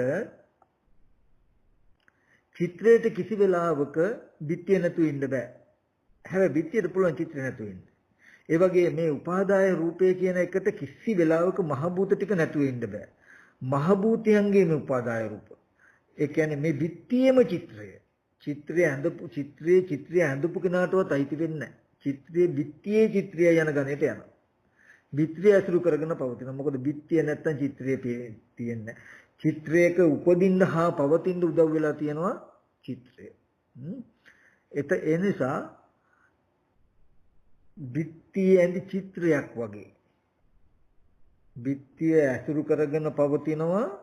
හැබැයි චිත්‍ර කියන්නේ බිත්තිය නෙමෙයි. බිත්තිය කියන්නේ චිත්‍ර නෙවෙයි.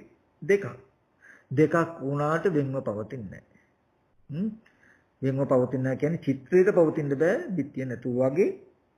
උපාදාය රූප කියලා කියනකොට ඇහැට පෙනෙන රූප, කනට ඇහෙන ශබ්ද, නාසයට දැනෙන ගන්ධ, ඒ වගේම දිවට ගැනෙන රස, ඒ වගේම බාහිර පොට්ටබ්බ කියන ටික. මෙන්න මේවා සමාවෙත් පොට්ටබ්බනේ කය කියන ටික පොට්ටබ්බේ අතහැරලා කය කියන ටික. මෙන්න මේ ටික මේ රූප නමයම උපාදාය ඖදාරිකයි. උපාදාය රූප රළු. උපාදායයි හැබැයි ඖදාරිකයි. ඊට පස්සේ හොඳට පෙන්නනවා අපි නිකමට කිව්වොත් ඔන්න දැන් ඒ ටික පෙන්නවා මහ භූතයන්ගේම උපාදාය කිව්වහම ඒ රූපවල අයිතිය තියෙන මහ භූත ටිකට. මම ඕගලන්ට පේන්න තව කාරණාවක් මතක් කළොත් ලොකු ජල තටහකයකට ළඟ තියෙන ගහක ඡායාවක් වැටලා තිබුණා. අපි කියමු බේසමක් ගන්න අපි. බේසමක් අරගෙන එළියෙන් තිබුත් ගහක් ගාවින් තිබුණොත් ගහේ ඡායාව වැටෙයි වතුරට. දැන් මේ ඡායා රූපය වතුරේ පතිත වෙලා තියෙයි. වතුර උපාදාය කරගෙන ඡායාව පවතිනවා. දැන් ඇහැට පේනවා. ඇහැට පෙනෙන රූපේ උපාදාය රූපයක්. ඇහැට දැන් වර්ණ සතහන නැත්තම් මේ ඡායාව පෙනෙනවා. හැබැයි කිසි වෙලාවක මේ පෙනෙන දේ වතුර ටික නැති වුණොත් උතන පවතින්නේ නැහැ. වතුර ටික තියෙනකම්ම වතුර උපාදාය කරගෙන වැසුරු කරගෙන පවතිනවා. මේ උපාදාරු හැම මේ පෙන්වන නිදසුන හැම තැනකටම ආදේශ කරන්න එක හා සමානමයි. අපිට නොපෙනුනාට අර්ථය එකමයි. මේ පේන උපාදාය රූපය වතුරට පේන ඡායාව ඇහැට පෙනෙනවා දකින්න පුළුවන්. දිට්ඨිමත්ත. කිසි වෙලාවක මේක අල්ලන්න බෑ. අල්ලන්න කියලා අත දැම්මොත් අත ගිහිල්ලා හැපෙන්නේ වතුරේ මිසක ඡායාව අහුවෙන්නේ නැහැ. කිසි වෙලාවක වතුර ටික එතන තියෙද්දි ඡායාව විතරක් උස්සලා ගන්න පුළුවන්ද ළඟට? දුරස් කරන්න පුළුවන්ද? අයින් කරන්න පුළුවන්ද? කිසිදු ක්‍රියාකාරකමක් පවත්වන්න බෑ. මොකද ඒක මහ භූතයන්ගේම රූපයක් වෙලා. මහ භූතය අනුවයි ගිහිල්ලා තියෙන්නේ. අපිට මුකුත් අයිතියක් නැහැ. කිසිම දෙයක් කරන්න බෑ. අපිට ඒ ඡායා රූපයේ පතිත වෙලා තියෙන මහ භූත ටිකත් එක්කම ළඟට ගත්තොත් ඡායාව උන්න ළඟට ගත්ත හැකි. ඒ කියන්නේ වතුර භාජනෙත් එක්කම ඉස්සුවොත් උන්න ඡායාව ලඟ වෙයි. වතුර භාජනෙත් එක්කම දුරස් කළොත් ඡායාව දුරස් වෙයි. එතකොට අපිට යම් භාණ්ඩයක් අතට පෙනෙන දේ ළඟට ගන්න ඈත් කරන්න පුළුවන් නම් ඒ වෙලා තියෙන්නේ ඒ පේන දේ ඇසුරු කරගෙන තියෙන මහ භූත ටිකත් එක්කමයි අපි මේ ඔසවලා තියෙන මිසක අපි යම් වස්තුවක් පෙනෙද්දි පේන වස්තුව නිර්මාණය කරපු මහ භූත ටික එතනම මේසි උඩම තියෙද්දි පෙනෙනවා කියන සිද්ධිය විතර කුසල ගන්න බෑ. එතකොට මෙන්න මේ වගේ මහ භූතයන්ගේම උපාදාය රූපයි කියනකොට ඇහැ අයිති ඔබටවත් මටවත් නෙමෙයි මහ භූතයන්ටයි කියන එක කියනවා. ඒක මහ භූතයන්ගෙන් තොරව හොල්ලන්නවත් බෑ. පෙනෙන රූපය අයිති මහ භූතයන්ටයි මහ භූතයන්ගේම උපාදාය. චතුන්නම් මහ භූතානම් උපාදාය රූපං. සතර මහා ධාතුන්ගේ උපාදාය රූපේ. ඒකේ අයිතිය පෙන්වනවා යාගේ. කියලා ඔන්න උපාදාය රූප ටික ඇහැ මගේ නෙමෙයි. ඇහැ මහ භූතයන්ගේ උපාදාය රූපය. අර වතුර භාජනයේ තියෙන ඡායාව මගේ නම් මගේ ආත්ම නම් මට අයිති නම් වතුර ටික තියෙද්දි ඡායාව විතරක් ගලවලා අරගෙන අපිට යන්න පුළුවන් වෙන්න ඕනේ. අපිට ක්‍රියාකාරකමක් පෙනෙන දේ එක පවත්වන්න පුළුවන් නම් වතුරට අයිතියක් නැතුව මට අයිතියක් තියෙනම් මට යමක් ඒකේ බලය පවත්වන්න පුළුවන් නම් වතුර බේසමට වැටලා තියෙන ඡායාව බේසම තියෙද්දි වතුර ටික තියෙද්දි ඡායාව විතරක් අරගෙන මට ගනුදෙනු කරන්න පුළුවන් වෙන්න ඕනේ. නමුත් වතුර ටික නැතුව ඒක හොල්ලන්නවත් බැයි නම් මට කිසිම ක්‍රියාකාරකමක් කරන්න බැයි නම් ඒක එනම් අයිතිය වතුරටමයි වගේ මහ භූතයන්ටම වගේ ඇහැ කියන දේ අයිති මට නෙමෙයි. මහ භූත ටික ඇතිකාක් මේ ප්‍රසාද ගතිය विद्यमान වෙයි. මහ භූත ටික නැති වෙනකොට ප්‍රසාදේ නොවේ. මහ භූත ටික ඇතිතාක් ඔබට වර්ණ සටහන් පෙනේ. මහ භූත ටික නැති වෙනකොට වර්ණ සටහන් නොපෙනේ. මහ භූත ටිකත් එක්කම එහාට මෙහාට කොළොත් වර්ණ සටහන් එහාට මෙහාට වෙයි.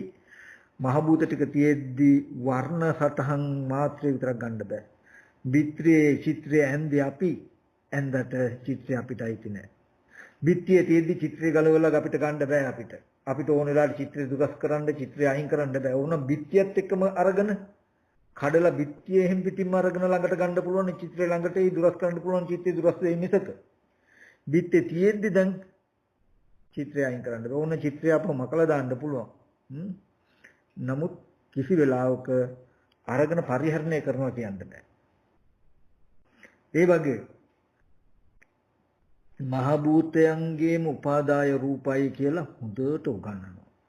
එතකොට ඇහැ රූප කන ශබ්ද කියලා කියන්නේ පස්දිය ගිනිසුලන් කියලා මම ඕගලන්ට අර්ථ ගැන්වෙන විදිහට කියන්නම්. නමුත් ඒක ඔබට ගිය වචනයක් හැටියට දකින්න පටවියාපෝතීජු කියනකොට පස්දිය ගිනිසුලන් හතර හා බැඳුණු ඒ ධර්මතා හතරට අයිති රූපයි කියන අදහසින් තමයි මේ ඇහැ උපාදායයි මහ භූතයන්ගේ උපාදාය. කියන්නේ පස්දිය ගිනිසුලන් හතරේ උපාදාය රූපය. බැඳුණු රූපය.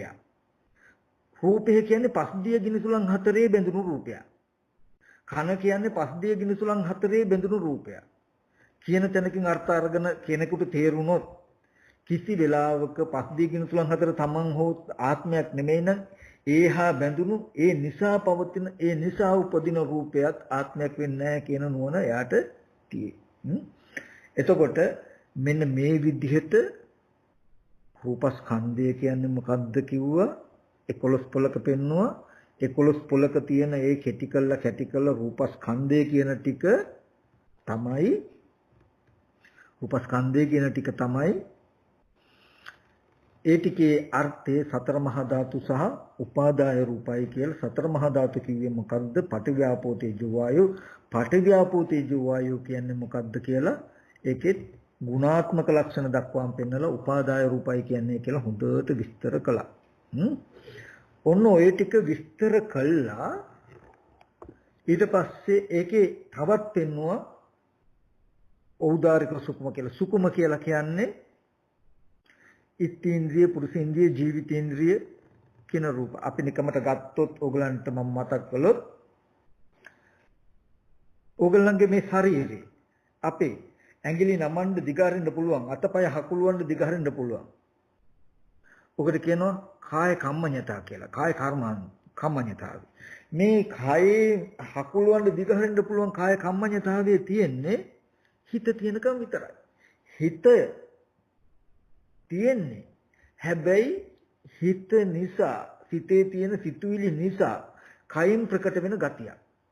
බැරි වෙලා විඥානේ නිරුද්ධ වුණොත් මේක දර කොටක් වගේ දර දඬු වෙනවා. ඒකට බලන්න මේ අතපය හකුලවන්න දිගහරින්න පුළුවන් කියන හකුලවන්න දිගහරින්න පුළුවන් මොකද රූපයක්. අතපය ඇඟ ශරීරය. හැබැයි ඒ බඳු රූපේ මෙබඳු රූපයක් උනේ හිත නිසා. ඒකයි ධම්මායතනේ පරියාපන්න රූප. ඒකේ ධම්මායතනේ සිත නැති වුණොත් සිතුවිලි නැති වුණොත් මේ ගතිය නැති වෙනවා. එතකොට මේ රූප ස්වභාවය හිත ඇතිකම හිත නැතිකම නුවණින් දැක යුතුයි මිසක කෙලින්ම රූපයක් හැටියට පේන්නේ නැහැ. නුවණින් දකින්න වෙන්නේ. ඒ හින්දා ඒ බඳු රූප වලට සුකුමයි කියනවා. ඊට පස්සේ දැන් මුදිතා රූපේ. අපි ශරීරය අත ගන්නකොට හරිය සිනිඳුයි මුදුයි. බුදු මොලොක්කමක් තියෙන. විඥානේ නිරුද්ධ වුණු රළු ගල් ගෙඩියක් වගේ කරකස වෙනවා. උඩ හිත නිසා මේ මට සිලුටුකම තියෙනවා. අන්න ඒ වගේ අර්ථයකින් තමයි මේ සියුම් රූප ටික තියෙන්නේ. මෙන්න මේ හිතේ පවතින ගති ටික නිසා රූපේ හිත නිසා රූපේ යම් යම් වෙනස්කම් කරලා තියෙනවා. ඒකයි ওই සියුම් රූප ටික හඳුනා නොගත්තකමත් අපි රැවටෙන්න රූපී ආත්මයක් විදිහට හිතන්න තව උදව් වෙලා. මේ ස්ත්‍රියෙක් මේ පුරුෂයෙක් මෙයාගේ අතපය හරි සිනිඳුයි මුදුයි මොලොක් කියලා අපි උපාදාය රූප ටිකේ අවබෝධය නැතිකම නිසා පුද්ගල භාවයකින් රැවටෙනවා. මේ වගේ සුකුම රූප ටික ඉගෙන ගත්තාම කෙනෙක්ගේ මුදුකම නෙමෙයි මේ ධම්මායතනේ පරියාපන්න මුදිතා රූපය නේද? අරය අතපය හකුලනොන් දිගහරනවා නෙමෙයි මේ කාය කම්මඤ්ඤතා රූපය නේද? මේ කයින් එහාට යනවා මෙහාට යනවා නෙමෙයි කාය කම්මඤ්ඤතා රූපය නේද?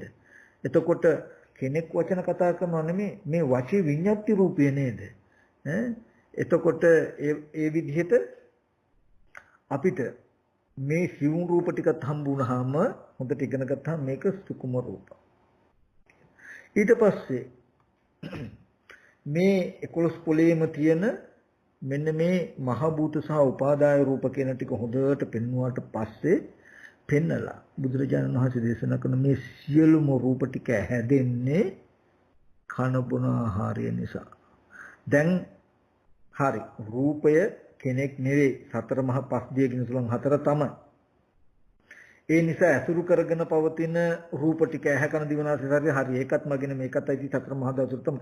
හැබැයි මේ බඳු රූපය හැදුවේ ආත්මකින් කියලා හිතෙන්න පුළුවන් කෙනෙකුට. ඒ නිසා රූපය හැදිච්ච හේතුවත් අනාත්මයි කියලා පෙන්වනවා බත් පාන් කවපි මුංගට කියලා මෙතන මේ බඳු අනාත්ම හේතුවක් නිසායි මේ බඳු රූපය හැදුනේ. මේ රූපස්කන්ධය එතකොට මේ රූපේ කියලා හොඳට පෙන්නලා ඊට පස්සේ ඔන්න ඔය කාරණාව හොඳට පැහැදිලි කරනවා. ආර්යයන් වහන්සේලා දැක්කහම දකින්න ගියාම සත්පුරුෂයෝ දැක්කහම දකින්න ගියාම ඔය විදිහට අහන්න ලැබෙනවා. දැන් මෙයා ටික ටික ශ්‍රුතවත් වෙනවා. අශ්‍රුතවත් කතාව නෑ ශ්‍රුතවත් වෙනවා. දැන් අහනවා. ඊට පස්සේ අහලා දැන් මෙයා අහපු දෙයට අනුව හිතනවා. ඒ කියන්නේ සත්පුරුෂ ධර්මයේ දක්ෂයෙක් වෙන්න හදනවා. ආර්ය ධර්මයේ දක්ෂයෙක් වෙන්න හදනවා. ඒ කියන්නේ තද කාර්කස රළු ස්වභාවයේ තියෙන තැනක පටවි ධාතු නම් කෙස්ලොම් නියද සම්මස්නහර කියන මේ කොටස් 20ම පටවි ධාතුටයි තියෙන්නේ. ඒ කියන්නේ ඒක හරියට පස් වලින් හැදුණු කොටස් වගේ නෙමෙයි ඇත්ත ඒක. පස් ටිකකට පස් කිව්වත් කෙස්ලොම් නියද ටිකට මම කිව්වොත් මම පස් ටිකේ තව පැත්තකට පස් කියලා පස් ටිකේ තව පැත්තකට මම කියලා නේද? මම පටවිය කිව්වට පටවිය මඤ්ඤණා කරන කෙනෙක් නේද කියලා අර මූලපරියාය සූත්‍රයේ තියෙන්නේ.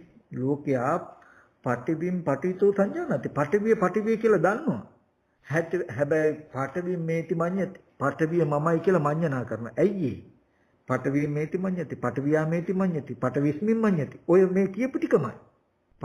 රූපේ මම හැටියට රූපේ නිසා මම කියලා ඔය මේ පෙන්නපු විෂයාකාර සක්කාය දිට්ඨිය කියලා ඔය පෙන්නපු සිද්ධිය පෙන්වන්නේ.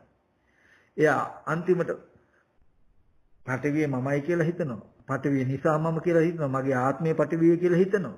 ඇයි ඒ? පටවිය පිළිබඳ පිරිසිදු නොදැකීමයි කියනවා. පටවිය කියලා කිව්වට පස් කියලා කිව්වට පස් වලට පස් කියලා කිව්වට ඒ පටවියම කෙස්ලොම් නියද සම්මස් කියලා මේ වගේ සිවුම්වත් තියෙන්න පුළුවන් නේද කියන නුවණ යට නැහැ. නුවණ නැහැ. ඒ නිසා ඔන්න මෙයා හොඳට රූපය මේ විදිහට පෙන්වුවට පස්සේ සතර මහා ධාතුව කියන එක ගැන හොඳට හිතන ආධ්‍යාත්මික කොටස් ටිකට සමාන කළා. පිත්තෙන් තරව කියලා තියෙනනම් අනේ මේ එහෙනම් මේක ජලයේ නේද ආපෝ ධාතුනේ කියලා හොඳට සමාන කරලා හිතලා දක්ෂයෙක් වෙනවා. එහෙම හිතලා ඊට පස්සේ එයාට සත්‍යයේ පුද්ගලික ආත්මයක් කියලා මෙච්චර කාලයක් දැකපු හැම රූපයක්ම ආධ්‍යාත්මික බාහිර හැම රූපයක්ම එදා ඉඳන් සත්පුරුෂයන්ගේ මේ සද්ධර්මයේ අහපු වෙලේ ඉඳලා සද්ධර්මයේ හිතලා දක්ෂයෙක් වෙච්ච වෙලේ ඉඳලා වෙනද විදිහට රූපී ආත්මයක් හෝ රූපී ආත්මයට හිත එකක් කියන ගතිය හිතින්ද නොදෙන විදිහට අන්න රූපස්කන්ධය හොඳට නුවණින් පෙන්වනවා. මෙහෙම පෙන්වන්න මොකද වෙන්නේ? රූපී ආත්මවත් විදිහට හෝ රූපී ආත්මවත් එකක් විදිහට හෝ රූපී ආත්මයේ හිත විදිහට හෝ රූපයේ කෙරෙහි ආත්මයක් තියනවා කියන අදහසක්වත් එයාට එන්නේ නැහැ. ඒ බඳු හැඟීමක්වත් උපදින්නේ නැහැ. මොකද එච්චර රූපය ගැන දන්නවා. ඒ බඳු විදිහේ රූපය ඇතිවෙච්ච හේතු ටිකක් දන්නවා. ඒ දන්න නිසා එයා හැම වෙලෙම රූපය කියන්නේ මෙහෙම එකක් නේද තියෙන්නේ කියලා මෙනෙහි කරන්න ආධ්‍යාත්මික බාහිර ඇස් ඉදිරි පිටට රූපයක් හම්බ වුණා මේ රූපෙත් මහ භූත සහ උපාදාය රූපයි නේද? හොඳට අර්ථ දක්වලා තියෙනවා. ඒ ඇහැක් තියෙනවා නම් ඒ කෙනෙක්ගේ ඇහැ නෙමෙයි එතන තියෙන මහ භූත ටික අසුරු කරගන්න නේද? ඒ රූපයක් තියෙනවා නම් ඒ රූපය පේන රූපය මගේවත් තව කෙනෙක්වත් නෙමෙයි. එතන තියෙන පඨවි ධාතුව මහ භූත ටික අසුරු කරගෙන පවතින රූපයක් නේද? ඒ රූපේ එතන තියෙන ධාතුවට අයිති එකක් නේද? පේන ඡායාව වතුරට අයිති එකක් මිසක මට අයිති එකක් නෙමෙයි. ඒ විදිහට හිතන්න එහෙම හිතනකොට මොකද වෙන්නේ? ඔන්න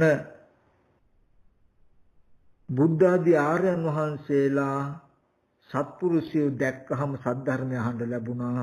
අහන්න ලැබුණාම ශ්‍රුතවත් වුණාම සත්පුරුෂ ධර්මයේ දක්ෂ වුණා. එයා හොඳට ස්කන්ධයන්ගේ දක්ෂයි. ස්කන්ධ කියන අර්ථය ගැන හොඳට දක්ෂයි. ඒ ස්කන්ධයන්ගේ ස්කන්ධ අර්ථයේ දක්ෂ වුණාම එයා ටික ටික හික්මුණා. මොකේද? ලෝකයේ ආත්ම විදිහට බලන රූපයේ තියෙන තැනක ආත්මයක් නෙමෙයි. මෙන්න මේ වගේ ස්කන්ධයක පැවැත්මක් තියෙන හේතු ප්‍රත්‍යය කියන නුවණ ආවා. දැන් ඒ නුවණ නැවත භාවිතා කරනවා එයා.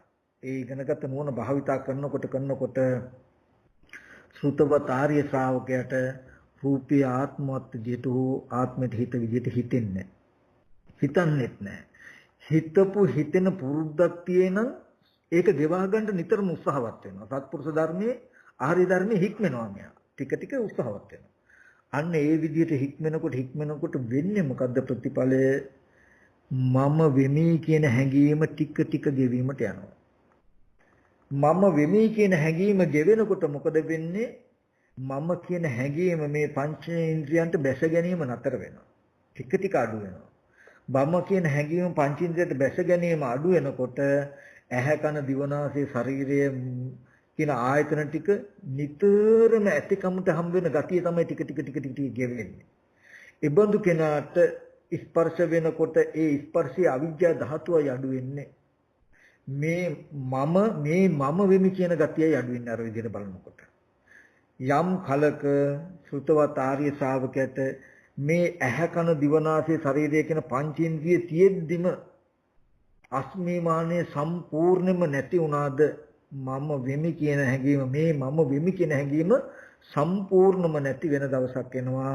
මේ විදිහට ඉස්සලා දික්කිය දුරු කරන්න රූපය බැලුවට පස්සේ සංයෝජන ටික ඇති වෙනවා. සංයෝජන ටික දුරු වෙනත් ওই විදිහට රූපය ගැන බලනකොට මේ පංචේන්ද්‍රිය තියෙද්දීම එයාට පංචේන්ද්‍රිය මම වෙමි කියන හැඟීම සම්පූර්ණම නැති වෙනවා. ඒ කියන්නේ මම වෙමි කියන හැඟීම් සහගත විඥානය මේ කයට බැහැ ගන්න නැති වෙනවා කියන එකයි.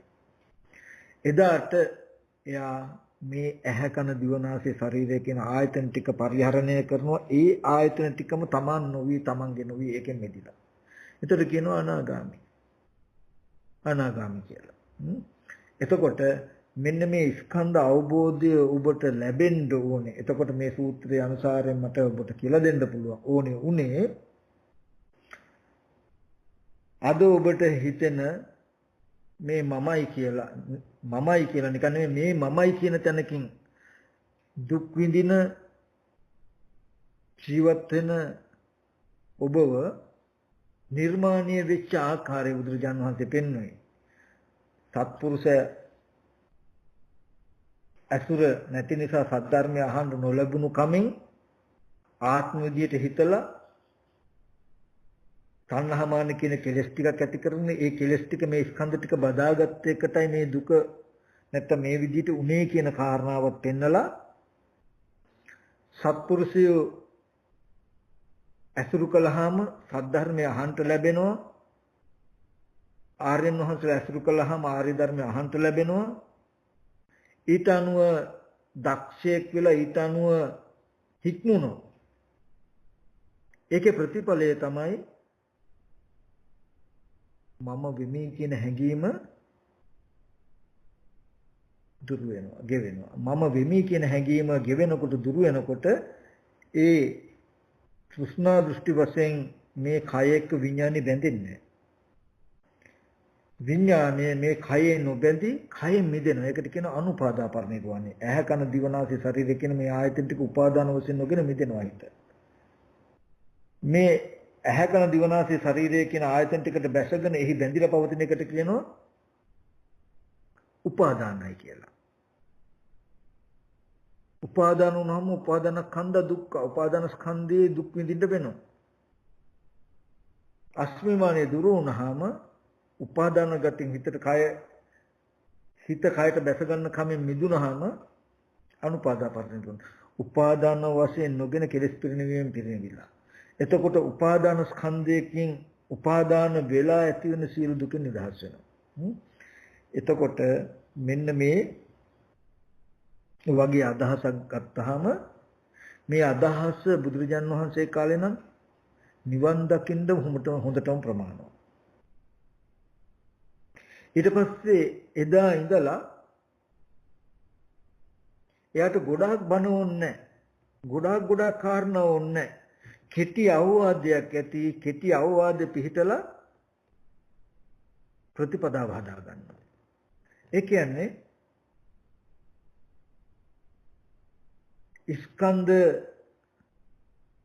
ස්කන්ධයන්ගේ අර්ථය ඉගෙනුවට පස්සේ ඉගෙන ගත්තට පස්සේ එයා අර්ථය පිළිටනවා. ඒ කියන්නේ හැම රූපයක්ම එතකොට දැන් ඒ 11 පොලේම යම් රූපයක් හම් වෙන ඔබට නිවන් දකින්න භාවනා කියලා ගොඩාක් දේ ඕනේ. දැන් මේ කාලෙදි ඔබට නිවන පිණිස පවතින කමඨහනකුයි මේකෙන් ලැබුණේ. ඔබට මුකුත් ජීවමාන බුදුරජාණන් වහන්සේ වැඩ හිටිය වගේ බුදුරජාණන් වහන්සේගේ පණිවිඩයේ tie හැම රූපයක්ම සතර මහා ධාතු සහ උපාදාය රූපයි කියලා රූප ස්කන්ධයක් හැටියට ස්කන්ධ වශයෙන් අර්ථ ගන්නවලා ඒ කියන්නේ 11 පොලක තියෙන සියලු රූප ටික කැටි කළා ඉවරලා එකට ගොඩක් ගහලා මිටියක් බැඳලා ඒ ටිකේ හැම රූපයක්ම මහ භූත උපාදාය රූපයි කියලා ඔබට පෙන්වුවා නම් දැන් ඔබට භාවනා කරන්න උත්තරේකුයි මේ දුන්නේ.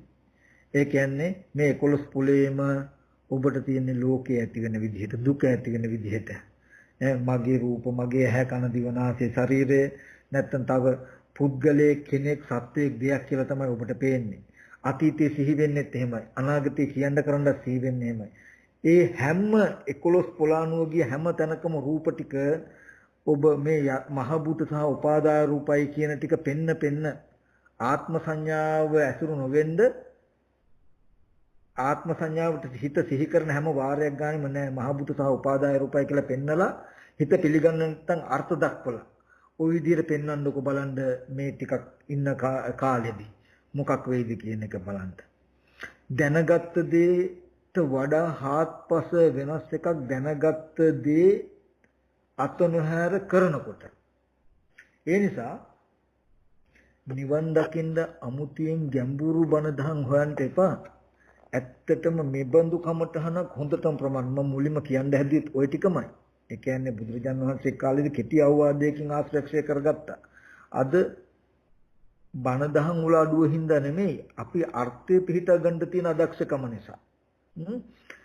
මේ දැන් ඔයගලන්ට ඇත්තටම නුවණක් තියෙනවා නම් පණිවිඩයක් දුන්නා.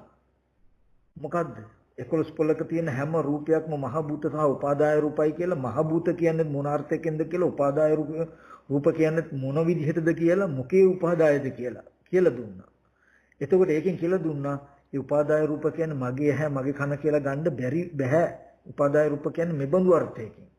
කය මගේ කියලා ගන්න බෑ මහ භූතයි කියලා කිව්වේ මෙබඳු අර්ථයකින්. ඒ කියන්නේ මේ මෙච්චරලා මේ නැත්තම් මේ උගන්වන්නේ මට මේ 11 පොලකම තිබුණු රූප අනාත්මයි කියන එක නේද?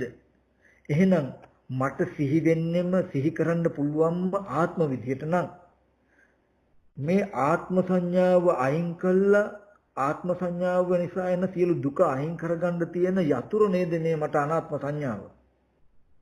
මේ මහ භූත සහ උපාදාය රූප කියලා කියන්නේ රූපේ අනාත්ම ලක්ෂණය මතු කරගන්න තියෙන කමඨහන නේද කියලා බලන්න ඕනේ. දැකලා කොච්චර වැහුවත් ඕගොල්ලන්ට අර්ථය ලැබෙන්නේ උච්චරයි. මේ හැම පොලකම තියෙන රූප ටික අනාත්මයි. අනාත්මයි නම් අනාත්මයි කියන එකෙන් කිව්වේ ආත්ම විදියට හිතන්න එපා, ආත්ම විදියට බලන්න එපා, ආත්ම විදියට පිළිගන්න එපා කියන එක නේද? මම මෙච්චර බණ ඇහුවත් අහපු එක පැත්තකින් තියලා තව පුද්ගලයෝ ගැනම සත්වයෝ ගැනම ආත්ම විදියට මම හිතා හිටියෝ. මම ආත්ම විදියට හිතන හින්දාම ආත්ම සංඥාව මන් තුල තියෙයි. අනාත්මය මට අවබෝධ නොවේ. අනාත්මයට ලඟ වෙන්නේ ආත්ම සංඥාවෙන්ම තියෙයි. මොකද කොච්චර රූපය අනාත්ම වුණත් මම අරමුණු කරන්නේ ආත්ම විදියට නම් කෙනෙක් කියලා න ะ. කෙනෙක් කියලා හිතන්න මට කෙනෙක්වම සිහි වෙයි, කෙනෙක්වම පෙනේ, කෙනෙක් එක්ක තියෙන සංයෝජන ටික තියෙයි. ඒ නිසා දුකද තියෙයි. මට කෙනෙක් පුද්ගලයෙක් කියන ආත්ම සංඥාව සිහිකත් කරගන්න බැරි වෙන්නේ ඒ නිසා තියෙන දුක ගෙවා ගන්න යතුරක් දුන්නා වගේ නේද මේ අනාත්මය උගන්වපු එක. බුදුරජාණන් වහන්සේ මේ දුක නැති වෙන හැටි කියලා දෙන්න පහළ වුණා ලෝකේ කියලා කියන්නේ මේ වගේ අනාත්ම සංඥාව භාවිතා කරන හැටි ඉගෙනුවා නේද කියලා අර්ථ ගන්නෙ නැති ඇයි. අර්ථ ගන්න. අරගෙන පැත්තකටලා ඉන්නකොට අතීතයේ තමන් කටයුතු කළ පුද්ගලයෝ යාළුවෝ නෑදෑයෝ කියලා හිත සිහි කරන ගානේ නෑ අතීතය අනුව යම්තා රූප තිබුණා නම් හැම රූපම මහ භූත සහ උපාදාය රූපයි කියලා තථාගතයන් වහන්සේ පෙන්වුවා නම් ඒකේ එහෙමමයි වරදින්න බෑ කියන තැනක හොද්දට පය ගහලා පිහිටන්න. පිහිටලා නෑ මට ඒ රූපය ආත්ම විදියට සීකලාට ඒ රූපයේ යථාර්ථය අනාත්මයි නේද කියලා හොද්දට සතර මහා ධාතු සහ උපාදාය රූප බව අනාත්ම බව හොද්දට විවර කරලා පෙන්වන්න. අර දැන් මම කිව්වා වගේ නෙමෙයි ඊටත් එහා අනාගතේ මම අහවලා ඉන්න දිහට යන්න ඕනේ. නංගිලා ගෙදරට යන්න ඕනේ. යාළුවා ගාවට යන්න ඕනේ කියලා හිතනකොටම වෙනද වගේ එහෙම හිතලා පුද්ගලෙක් ගාවටම යනවා පුද්ගලෙක් මෙන්න එතෙන්ට යනවා කියන තැනකින් තියන්නේ නැතුව යාළුවා ගාවට යන්න ඕනේ. නංගි ගාවට යන්න ඕනේ. මල්ලි ගාවට යන්න ඕනේ කියලා හිතනකොටම නංගි මල්ලි යාළුවා කියලා හිතන තැනක නෑ මම ගිහිල්ලා හම්බ වෙනවා කියන තැනකද තියෙන ඒ රූපවල යථාර්ථය මෙහෙමයි නේද කියලා බලන්න. දැන් කෙනෙක්ව සිහි වෙනකොට මෙහෙම ඉඳගෙන ඔබට කාව හරි සිහි වෙනකොට සිහි වෙන රූපය බලන්න.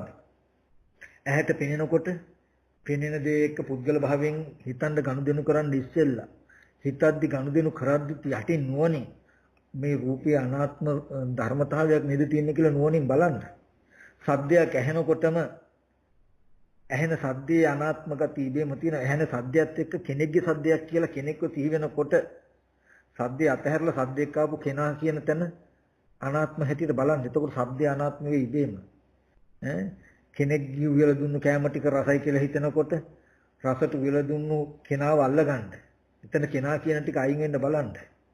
ඇඟට ස්පර්ශ වෙන කෙනෙක්ව ස්පර්ශ වෙනකොට ස්පර්ශයට කෙනෙක්ව අහුවෙච්ච තැන කෙනාව අල්ලගන්න. එතන අනාත්මයි කියලා බලන්න. එතකොට ස්පර්ශය අනාත්ම වෙයි. ඒ විදිහට මේ ස්පර්ශ ආයතන 6ට කුමන හෝ අරමුණක් නිසා පුද්ගලයෙක් සත්වයක හම්බ වෙනවා නම් හම්බ වෙන හැම තැනකම 100න් ඉඳලා අනාත්ම සංඥාව භාවිතා කරන මහ භූත සහ උපාදාය රූප බව පෙන්වන්න. එහෙම පෙන්න හොඳට සති නිමිත්තෙන් හිත වඩනවා. සති නිමිති තියාගෙන ආනාපාන සතිය වඩනවා. සති නිමිති තියාගෙන මෛත්‍රී භාවනාව හෝ කරනවා. කළා අර විදිහට රූප වල ආපහු ටිකක් හිතනවා. රූප වල ඇත්ත හිතනවා.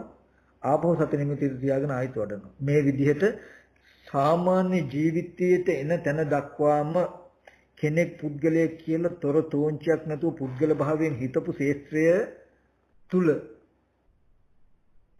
ඒ හැම පුද්ගල භාවයක් තිබුණ තැනකම තියෙන අනාත්ම ලක්ෂණයක් කියන එක මෙනෙහි කරන්ඩ මේ දකින්න විදිහට මෙනෙහි කර කර අර්ථය අල්ලලා දෙන්න. බලන්න ටික දවසක් කරනකොට කොච්චර ලොකු අර්ථයකටපත් වෙයිද කියලා. ඒ නිසා ඒ ටික තමයි අද දවසේදී මට කියලා දෙන්න වෙන්නේ. මේ වගේ බුදුරජාණන් වහන්සේ කාලෙකදී පොඩි අවවාදයක් හොඳටම ඇති අර්ථය පිටව ගන්නවා. අද දවසේදී අපිට අධිගම නොලැබෙන්න හේතුව වාසනාව නැතිකම නිසා නෙමෙයි වචනයක අර්ථ ගන්න තියෙන අසමර්ථකම නිසා කියලා. මේ වගේ අවවාදයක් දුන්නාම මේ අවවාදයේ තුලින් ක්ෂණිකව අපි අර්ථයේ පිටියම මේ කිව්වේ හැම රූපයක්ම මේ 11 පුලකම තියෙන හැම ධර්මතාවයක්ම අනාත්මයි කියන එකෙන් කිව්වේ ආත්ම විදියට හිතන්න එපා. ආත්ම විදියට පිළිගන්න එපා. ඒ හැම ආත්ම විදියට හිතන තාක් පිළිගන්න තාක් ආත්ම සංඥාව දුරු වෙන්නෙත් නැහැ, අනාත්මයට ලං වෙන්නෙත් නැහැ. ආත්ම සංඥාව නිසා එන දුක විඳින්න වෙනව නේද කියන උත්තරය නේද? මේ අනාත්ම සංඥාව ඉගැන්වුවේ මේ අනාත්ම විදිහට බලලා මේ ධාතු විදිහට බලලා ආත්ම සංඥාව අතහැරලා ඒ නිසා දුක ගෙවා ගන්න දුක නිරුද්ධ කරගන්න කියන එක නේද? එහෙනම් ප්‍රතිපදාවක් හැටියට අත නොහැර දුක නිරුද්ධ කරන ප්‍රතිපදාව. දුක් නැති කිරීම ප්‍රතිපදාවක් හැටියට මොකද්ද මේ ධාතු සංඥාව මම භාවිතා කර යුතුයි නේද කියලා අර්ථ ගන්න. චතුරාර්ය සත්‍ය කියලින්ම තියෙන්නේ. ඒ නිසා උන් ওই විදිහට හැමදෙනාම නුවණින් මෙනෙහි කරලා බලන්න කියලා මතක් කරනවා ඈ. හොඳයි එහෙනම් කල්පනා කරගන්න මේ සියලු ආකාරයෙන් පහල කරගත්තා මේ සියලු කුසලයන් ලෝක්‍ය සම්බුද්ධ ශාසනයත් ඒ වගේම වාප සියලු දෙනාම ආරක්ෂා කරන්නා වූ ශාසන මාමක සම්මා දිට්ඨි සියලු දෙවියෝ මේ පින් අනුමෝදන් වෙත්වා දිව්‍යංග දිව්‍ය සිරු වඩා වර්ධනය කරගන්න දිව්‍යත් පතන බුද්ධියකින් උතුම් නිවන සැනසෙත්වා කියලා අපි දෙවියන්ට පින් අනුමෝදන් කරමු. ඒ වගේම නමින්සේ කාල යාත්‍රා කළා වූ යම්තා ඥාතිගණ සමූහයක් සිටින මේ සියලු ඥාතින්ද මේ පින් අනුමෝදන් සුඛී සුවපත් නිවන සැනසෙත්වා කියලා අපි පින් අනුමෝදන් කරනවා.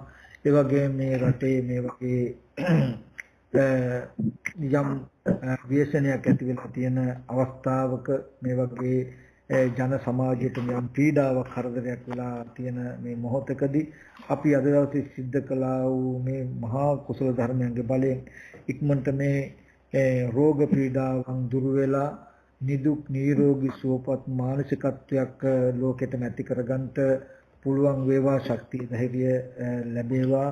මේ මෙබඳු කුසල ධර්මයේ සඳහා සමස්ත ජන සමාජයටම ලෝක ධාතුටම ආශිර්වාදයක් වේවා කියලා අපි මේ මොහොතේදී ආශිර්වාද කරමු. මේ සඳහා සම්බන්ධ විශිෂ්ට ඔබ සියලු දෙනාට මේ කුසලයේ උතුම් නිවන් පිණිස හේතු පාරමිතාවක් වේවා කියලා ආශිර්වාද කරනවා. හැම දිනකටම තෙරුවන් සරණයි.